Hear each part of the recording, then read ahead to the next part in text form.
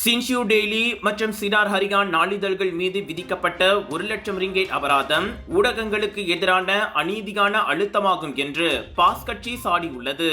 Digital பதிப்பில் முழுமையற்ற தேசிய கொடியை வெளியிட்டதற்காக சின்ஷியூ டெய்லிக்கும் இன்ஸ்டாகிராமில் தேசிய போலீஸ் படை தலைவரை தவறாக ஒரு கட்சியுடன் இணைத்து செய்தி வெளியிட்டதற்காக சினார் ஹரியானுக்கும் அந்த அபராதம் விதிக்கப்பட்டுள்ளது. இவ்விரண்டு ஊடகங்களும் ஏற்கனவே தங்கள் தவறுகளை சரி செய்து மன்னிப்பு கேட்டுள்ளன.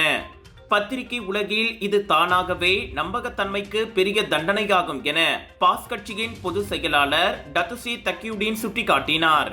அவ்வகையில் தொடர்ச்சியான மீறல்களே கடுமையான நடவடிக்கைக்கு உரியதாக இருக்கும் என்றார் அவர். தேசிய நீரோட்டத்தில் நீண்ட காலமாக செயல்படும் முக்கிய ஊடகங்கள் சரியான நடவடிக்கை எடுக்கக்கூடிய பக்குவத்தை கொண்டுள்ளன. எனவே மலேசிய ஊடக மன்றத்தின் பங்கு மதிக்கப்பட வேண்டும் என்றும் அதிகப்படியான அபராதங்கள் ஊடக சுதந்திரத்தை பாதிக்கும் என்றும் முன்னாள் மத்திய அமைச்சருமான தக்கியுடீன் எச்சரித்தார். அந்த அபராதங்கள் அளவுக்கு மீறியதும் சமநிலையற்றதுமாக இருப்பதாக மலேசிய ஊடக மன்றமும் முன்னதாக கவலை தெரிவித்திருந்தது. இவ்வளவு பெரிய அபராதங்கள் பத்திரிகையாளர்கள் மற்றும் ஆசிரியர்களிடையே ஒருவித அச்சத்தை ஏற்படுத்துவதோடு சுய தணிக்கைக்கும் இட்டு செல்லும். இது பொதுமக்களுக்கு தகவல் வழங்குவது மற்றும் அதிகாரத்தில் இருப்பவர்களை கண்காணிப்பது போன்ற ஊடகத்தின் அடிப்படை பொறுப்புகளை பலவீனப்படுத்தும் என அது சுட்டிக்காட்டியது.